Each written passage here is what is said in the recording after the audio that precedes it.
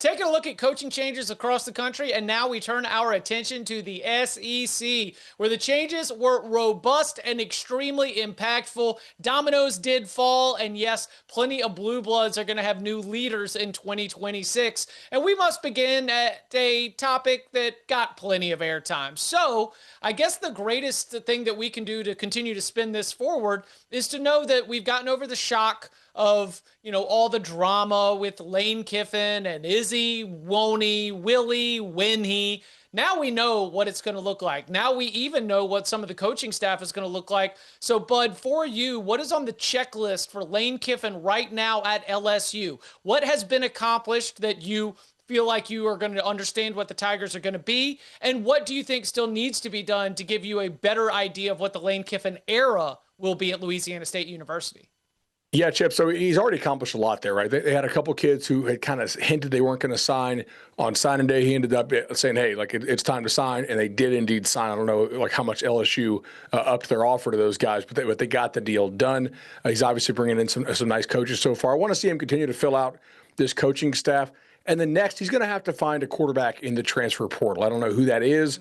You do have a couple nice options out there, both guys who are already in, and then a lot of guys we're monitoring who we fully expect to enter there in the coming weeks. I think Lane Kiffin will probably have his pick of the quarterback market given his success with that position and the money that LSU is surely going to pay. So getting a quarterback to hit the ground running fast in 2026 is probably the top thing on my list right now. Yeah, this is, I think, one of the better hires of the cycle so far. You can say what you want about the way Lane Kiffin went about the situation, and God knows I've said plenty about it. But at the end of the day, as far as just hiring a coach, it's hard to argue with LSU's decision to want to bring in Lane Kiffin, considering what he was able to accomplish at Ole Miss. And kind of like we discussed in the earlier segment with Matt Campbell and Pat Fitzgerald, it's not the same exact situation, but it is somewhat similar in that at Ole Miss, Lane Kiffin was brought in to make the Rebels a top program in the SEC, which he did. But there wasn't really we're going to go win national titles expectations. We're not going to be one of the top 5 recruiting classes year in and year out. At LSU, there will be. At LSU, you're hired to win national championships. And even if you win national championships, they still might fire you if you have a bad season after winning that national championship. And the biggest question mark to me is, Bud touched on there a little bit, Lane Kiffin, when he was at FAU and then especially at Ole Miss with the advent of the transfer portal, really did an excellent job of building his program via the transfer portal. But as we know, if you want to really compete at the top of this sport, you need to recruit at the high school level and you need to stack high school class after high school class. We need to see if Lane Kiffin will be able to do that and if he will show the kind of, determination to get that done on the recruiting trail, because it is a lot more difficult to do it at the high school level than it is at the portal, where you know what you're getting and you just kind of go in there with your offer and say, take it or leave it. Time and results will ultimately tell how we grade all of these different moves, but when Florida decided to turn its attention elsewhere rather than wait out on the rose ceremony that Lane Kiffin was going to have for whichever school was going to get his services, they turned their attention to other candidates, including the one that they ended up landing, Tulane coach Jon Sumrall. Jon Sumrall was already a coach who was on the wish list for other SEC schools, and Florida, because they are Florida, a national championship winning program, was able to jump to the front of the line and ultimately secure Sumrall's services for 2026. Jon Sumrall, like Bob Chesney, like some others, are going to be finishing out the college football playoff run with his squad after the Green Wave won the American Athletic Conference and got the 11 seed in the college football playoff. But in terms of the future, beyond this CFP run, when Sumrall hits the ground running and really starts working on the Florida Gators, getting them back to where they want to be competing for championships, Tom, what do you make of what the Jon Sumrall era might look like in Gainesville? I bet it's going to include a lot more wins than the last few eras have looked like in Gainesville, because as you mentioned, with Sumrall, he's been a head coach for 4 years. He's won or been in a conference championship each of those 4 years. He won the Sun Belt, whose champion is in the playoff this year. He won the American this year, and his team is in the college football playoff. He has been a very successful coach, and he has shown he knows how to quickly build a program and get it ready to compete at the level that they're at. And I think that he's taking over a Florida program where, for all the faults and all the failures that team has had, it's not like they've been short of having good players. There are very good players on that roster. So if he steps in and maybe brings brings a little bit more of a coaching technique to the program that they haven't had in recent years, we could see that turn around pretty quickly. And I'm not saying I think that Jon Sumrall is going to walk into Gainesville and suddenly Florida's going to be in Atlanta playing for an SEC championship next year, but I won't be surprised if okay, yes, I am. I'm saying it right here, right now. I'm guaranteeing the Florida Gators win the SEC in 2026. But in reality, I'm saying I bet you there's a decent chance that they are very much in the playoff conversation come late 2026, even if they fall short. I mean, honestly, I think they're going to make the playoff next year if they get quarterback right. This is a really nice roster. Jon Sumrall has played for, 4 straight conference titles. I think the guy is an excellent coach. For the money, and that's an important part of this statement, but for the money, I would rather have Jon Sumrall than Lane Kiffin, given what LSU had to pay and given the lack of flexibility LSU now has and are locked in. If Sumrall doesn't work out at Florida, given what they're paying him and what they had to pay for a buyout, they remain nimble. So I think he's a tremendous coach. I like the hires he's made so far on both sides of the football. I think he's going to hit the ground running there. As long as they get quarterback right, much like we talked about with Lane, I think they are a playoff team next year. Bud, quick follow for you because you just hinted at it. Will you let the people who haven't necessarily been keeping up with it? I mean, I know we got Buster Faulkner. Let's spell it out because that was a big part of the conversation. I like the Jon Sumrall hire. Curious who he's going to get for coordinators. It was almost tucked in to the analysis. Now we're starting to see that staff come together. What will that Gator staff look like? Yeah, so Buster Faulkner on offense is a guy who was Georgia Tech's offensive coordinator who a lot of teams have tried to poach over the last few years. In fact, I think we've had some conversations internally where it's like, hey, we like Brent Key as a head coach. How much of his success is Buster Faulkner calling the plays for that Georgia Tech offense? Because the offense has certainly carried that team, not the defense, over the past few years. And then Brad White, who's Mark Stoops' DC at Kentucky. Sumrall came from Kentucky. He's a guy he knows pretty well. I think Brad White's a pretty good defensive coordinator. It's not like Kentucky has studs up and down the roster. So, sometimes you kind of have to make it work with a little bit lesser player in the toughest league in the country, at least, depth-wise. So probably a pretty good defensive hire there. It's still going to be Sumrall's, defense, but Sumrall's off that Mark Stoops tree. So they really kind of run the same thing. The familiarity there, I think, has to be kind of bonus points. Yeah, I wasn't going to editorialize too much, but given Jon Sumrall's background, I had to think that the defensive coordinator is going to be kind of the extension of the head coach. That was what you were looking for there. Somebody who speaks my language. We've got a language. We've got a very different language. Actually, maybe not a different language, maybe a different tone and a personality with the Ole Miss head coach.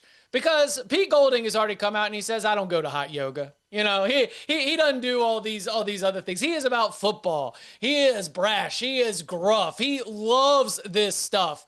He's also a really, really good recruiter. You're not going to see him trolling online, but you are going to see him getting Ole Miss up in the recruiting rankings based on his strengths there. But what about the entire operation? Tom, Pete Golding takes over at Ole Miss after being Lane Kiffin's defensive coordinator. Was this the best Ole Miss could do, or is this also just, without any complications, a good hire for the Rebels program? I don't know if it's the best Ole Miss could do, and I don't mean that in the sense that Pete Golding isn't a very good coach and he might not be an excellent hire for them. But considering the situation that Ole Miss was put in, as we discussed earlier, with the way Lane Kiffin went about the will he or won't he leave, all the coaches that had been on Ole Miss's kind of short list as possible replacements for Lane Kiffin had taken other jobs by the time Lane Kiffin finally made the decision and Ole Miss was able to truly enter the market and go get a coach. So considering the situation that the Rebels were staring at, where they have a college football playoff game being played in 10 days and they'd like to consider themselves contenders to win the national title because of it, did they really want to go for an extended coaching search while this team was preparing to play in the playoffs? Or did it just make more sense to promote somebody who was still part of that program to ensure that that team is able to focus on the task at hand and maybe take advantage of this opportunity? Now, will Pete Golding lead them to a national title? I don't know. Will any coach ever leave Ole Miss to a national title? I don't know. It's not exactly a long history showing that it's a possibility there, but I think that considering the situation, this was a good move by Ole Miss. Will it be a long-term solution? Couldn't tell you. It kind of reminds me a lot of what we seen at Michigan when Jim Harbaugh left and they promoted Sharon Moore to the top job. It makes sense at the time. They're not really buying in for the long term.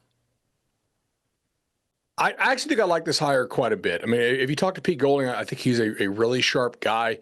He's obviously been there at Ole Miss, so he has the institutional knowledge of maybe some things that not only you could maintain, maybe some things you could potentially improve on there for the Rebels. We don't know who's going to be the long-term offensive play caller yet for this team, so that'll be one question. Obviously, you're going to run Pete Golding's defense. Obviously, he worked, for Nick Saban prior, so they're going to run that kind of similar style of defense. As Chip and Tom mentioned, he is likely their best recruiter on staff. You'll want to keep adding to that, especially if the transfer portal starts to dry up a little bit with the advent of these high school guys signing multi-year contracts. That makes it a little bit harder, for them to get out of and actually hit the portal. High school may rebound in terms of the amount of importance, and if that's so, then maybe it's a really good time for them to make the switch to Pete Golding because he's certainly an excellent high school recruiter. Bud, what's your read at Auburn? Out with Hugh Freeze, in with Alex Golesh. What do you think has changed dramatically for the Tigers in this transition? I just think program vibes, honestly. Like getting Hugh Freeze out. I mean, come on. Getting Hugh Freeze all the way out of there is probably the biggest upgrade, regardless of who you bring in. And I think Golesh, look, they did a really good job recruiting high school here in the state of Florida, where I live. You see it every day. Like they're out there quite a bit. They did a really good job putting this roster together. It's largely a homegrown roster, and you continue to see a strong emphasis on high school recruiting. You're going to run that Tennessee, former Art Briles, veer and shoot offense that now half the SEC is running with South Carolina hiring Kendall Briles to be their OC, actually, which is kind of a fun side note.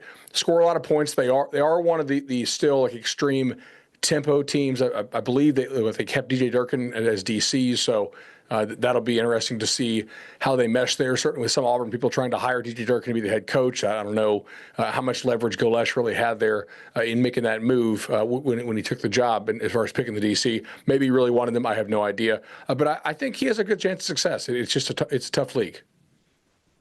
It kind of reminds me, honestly, like when they brought in Hugh Freeze, the idea was, all right, we're going to get a really good offense with a coach who can, develop quarterbacks and put points on the board, and we're going to pair him with a great defensive coordinator. Let's get DJ Durkin, and we're going to go cook. And then Hugh Freeze simply didn't carry his end of the bargain, and now it's like, well, let's go get a better Hugh Freeze, one who doesn't golf nearly as often and one whose offense still proves to be very, very effective, and he's able to run it correctly. And I think that's what Alex Golesh is going to do.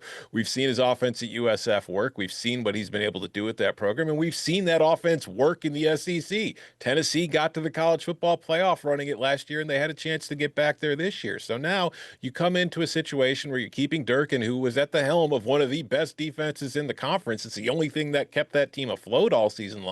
And you're hoping that Golesh and the coaches he brings with him for that offensive side of the football can help you score points, which you haven't been able to do really for the last 2 years. And if you can compare it and you combine it with that defense, hey, look at what we might actually start winning some more of these football games going forward. Between Pete Golding taking aim at hot yoga and Alex Golesh taking aim at golf, hobbies are under fire in the SEC. I don't know why we're out on hobbies, but, in the SEC, they do say it just means more. Well, unfortunately, because of more, we are pretty tight on time. So, Tom, I want to get your thoughts on Arkansas going out and getting Ryan Silverfield from Memphis. And then right after that, Will Stein to Kentucky. What's the need to know? So, Tom, why don't you get us started? Bud, Will Stein to Kentucky. Tom, why don't you get us started? I think Ryan Silverfield to Arkansas was somewhat of a surprising hire, considering a lot of the names I had heard connected to the Arkansas gig before it went through, and it just kind of came out of nowhere. But, Silverfield has been at Memphis where he's won a lot of games. The question is, why didn't he win more? Because he was at a program that had financial advantages in that league that the rest of the league did not have, and they were never really able to break through and win that league and get a college football playoff berth. So if he couldn't do it with those advantages at Memphis, I wonder how he's going to do it at Arkansas. Yeah, really kind of ditto Tom's thoughts there on Silverfield. With Kentucky and Will Stein, ultimately, I look at this. I think it's a really good hire. I was a little surprised Kentucky paid what they paid to get Mark Stoops out of there, but he did agree to them paying it over a longer term. And importantly, I think they sensed that, what if Jeff Brom goes to Penn State and we lose our chance to get Will Stein? Because I think Stein would probably choose Louisville over Kentucky. So Kentucky saw that writing on the wall, potentially. They made the call. They fired Stoops. They got Will Stein in there. Good young coach, successful everywhere he's been. Like Tom says, no idea if it'll work out or if Kentucky even has any intention of giving him the actual resources to work out, given what they spend on basketball? Like, are they just collecting an SEC check and then spending it on hoops and saying, hey, we're required by the conference bylaws to field a football team, but we're not really required to try and win. So we'll see if they give any resources. I have no idea. Yeah, and like we had Bob Chesney is still with JMU, Jon Sumrall is still with Tulane, Will Stein also still working with the Oregon Ducks, helping Dan Lanning and the Ducks as they go on their college football playoff march.